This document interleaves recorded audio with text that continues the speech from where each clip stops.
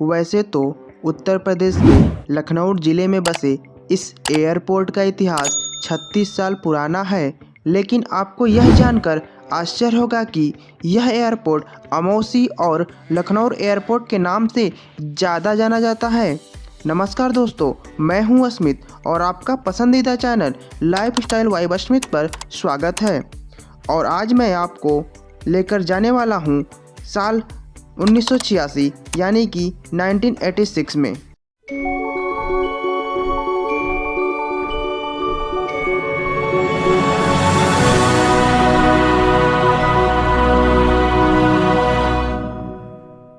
तो आगे बढ़ने से पहले मैं आपको बता देता हूं कि आप यहां कैसे पहुंच सकते हैं, और आपको बताते चलें कि यह हवाई अड्डा एक अंतर्राष्ट्रीय हवाई अड्डा है जो भारतीय राज्य उत्तर प्रदेश की राजधानी लखनऊ में है, जो कि यह शहर के केंद्र से 14 किलोमीटर दूर शहर के अमौसी क्षेत्र में स्थित है।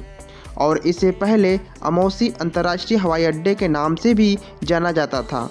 बाद में 2008 यानी कि 2008 में भारत के 5वें प्रधानमंत्री चौधरी चरण सिंह के नाम पर इसका नाम बदल दिया गया। तो यहाँ तक पहुँचना बहुत ही आसान है। आप कहीं से भी हो, वहाँ से बस या ट्रेन या एरोप्लेन के माध्यम से यहाँ तक आसानी से पहुँच सकते हैं। और आप अगर हमारे चैनल पर नए हैं तो यह लाल बटन दबाकर हमारे इस चैनल को सब्सक्राइब करें और बेल आइकन प्रेस कर दें, जिससे हमारी लेटेस्ट वीडियो का नोटिफिकेशन आप तक सबसे पहले पहुंचे। आइए अब हम आगे बढ़ते हैं अपने वीडियो में। तो लखनऊ के चौधरी चरण सिंह एयरपोर्ट पर अब यात्रियों को किसी भी तरह की कोई भी अनाउंसमेंट नहीं सुनाई देगी। ऐसा इसलिए क्योंकि लखनऊ एयरपोर्ट अब पूरी तरह से साइलेंट एयरपोर्ट की श्रेणी में शामिल हो गया है। साइलेंट एयरपोर्ट का मतलब है कि अब एयरपोर्ट परिसर के अंदर किसी भी तरह का कोई भी शोर नहीं होगा और ना ही यात्रियों के लिए कोई अनाउंसमेंट की जाएगी, बल्कि यात्रियों को विमानों, डिपार्चर और आगमन की जानकारी एयरपोर्ट परिसर में लगी LED स्क्रीन और मोबाइल SMS के जरिए दी जाएगी। आपकी जानकारी के लिए बता दें कि लखनऊ एयरपोर्ट साइलेंट एयरपोर्ट की श्रेणी में आने वाला अब देश का 6ठा एयरपोर्ट बन गया है। साइलेंट एयरपोर्ट की श्रेणी में मुंबई, अहमदाबाद, दिल्ली, चेन्नई और बेंगलुरु एयरपोर्ट भी शामिल हैं। एयरपोर्ट पर यात्रियों को मिलेगा शांत माहौल। अमौसी एयरपोर्ट के प्रवक्ता ने बताया है कि साइलेंट एयरपोर्ट पहल से यात्रियों को ही फायदा पहुंचेगा।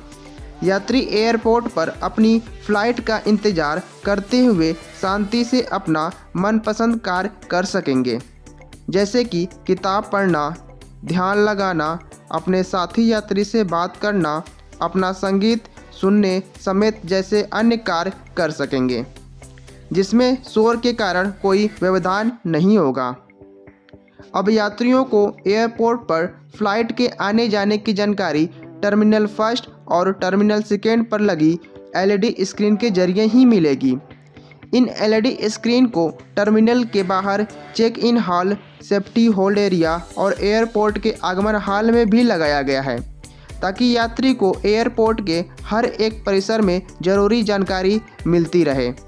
यात्री जब चेक इन काउंटर पर अपने बोर्डिंग पास लेने पहुंचेंगे, तब उन्हें फ़्लाइट कौन से गेट या कौन से एरोब्रिज पर मिलेगी इसका पता चल जाएगा। इसके साथ ही यात्रियों को फ़्लाइट की लाइव लोकेशन और फ़्लाइट के आने जाने का समय, जैसे कि समय से है या फिर लेट जैसी जानकारियां भी मिलेगी। अभी तक यह सभी जानकारियां यात्रियों को अनाउंसमेंट के जरिए ही दी जाती थी, लेकिन अब यात्रियों को यह सारी जानकारियां SMS, LED स्क्रीन और काउंटर से मिलेगी। एयरपोर्ट पर अब केवल आपातकालीन सूचना, अनिवार्य कोविड-19 प्रोटोकॉल और सुरक्षा संबंधित आवश्यक अनाउंसमेंट ही जाएगी। CCSIA चौधरी चरण सिंह एयरपोर्ट भारत में यात्री यातायात के मामले में 11वां सबसे व्यस्त हवाई अड्डा है। वित्तीय वर्ष 2020-21 में 22,954 यानी कि 22,954 विमानों की आवाजाही के साथ इसने लगभग 2.5 मिलियन यात्रियों को संभाला और वित्तीय वर्ष 2019-20 में 38 5,494 विमानों की आवाजाही के साथ लगभग 5.5 मिलियन यात्रियों को संभाला। लेकिन वहीं वैश्विक कोविड-19 महामारी के दौरान हवाई यात्रा प्रतिबंध के कारण वर्ष 2020-21 में यात्री यातायात में 55.1%, उसी वर्ष विमान चाल में 14.4% की गिरावट आई है। हवाई अड्डे के 2 परिचालन हैं, टर्मिनल फर्स्ट और टर्मिनल 2, और एक निर्माणाधीन यात्री टर्मिनल 3 है जो वर्ष 2022 के अंत तक पूरा हो जाएगा, यानी कि इसी वर्ष। अब हम जानेंगे इसके इतिहास के बारे में। कॉरपोरेट और सरकारी अधिकारियों को सेवा प्रदान करने के लिए 1986 यानी कि 1986 में हवाई अड्डे का निर्माण किया गया था। यात्रियों की बढ़ती संख्या और क्षेत्र में निजी ऑपरेटरों की शुरुआत के कारण AAI ने 1996 यानी कि 1996 में हवाई अड्डे का उन्नयन और विस्तार करने का निर्णय लिया। 17 जुलाई 2008 को भारत सरकार ने आधिकारिक तौर पर अमौसी हवाई अड्डे का नाम बदलकर चौधरी चरण सिंह अंतर्राष्ट्रीय हवाई अड्डा कर दिया। नवीनतम तकनीक से लैस दूसरा टर्मिनल T2 तब 2012 में बढ़ते घरेलू यातायात को संभालने के लिए बनाया गया था। T2 का उद्घाटन किया गया और 19 मई 2012 को इसी अंतर्राष्ट्रीय दर्जा दिया गया। बढ़ते यात्री यातायात को पूरा करने के लिए 2016 यानी कि 2016 में अंतर्राष्ट्रीय परिचालन के लिए तीसरे टर्मिनल T3 के निर्माण की घोषणा की गई। 2018 यानी कि 2018 में भारत सरकार ने नए टर्मिनल T3 को मंजूरी दी, जो कि 13.83 अरब रुपए में बनाया जा रहा है। फरवरी 2019 यानी कि 2019 में अडानी इंटरप्राइजेस के नेतृत्व वाली Lucknow international airport limited LIAL के सार्वजनिक निजी भागीदारी PPP मॉडल के तहत हवाई अड्डे के संचालन, प्रबंध और विकास के अधिकार जीते। समझौते के अनुसार प्रति यात्री 171 यानी कि 171 की उच्चतम बोली पर 50 वर्ष की अवधि के लिए हवाई अड्डे को कंपनी को सौंप दिया जाएगा।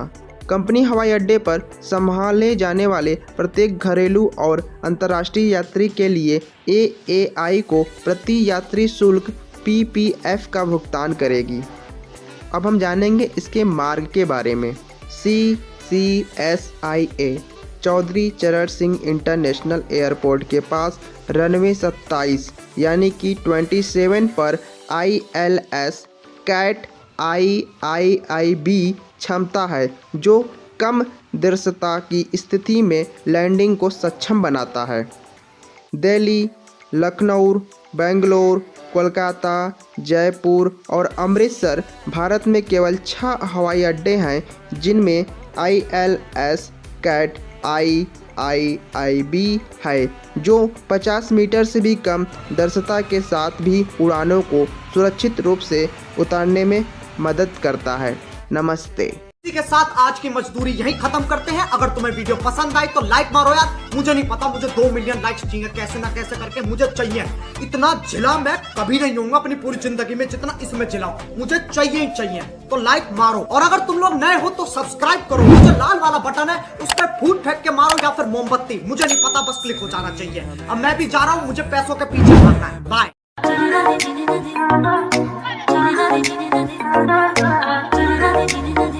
Swagger, swagger, swagger.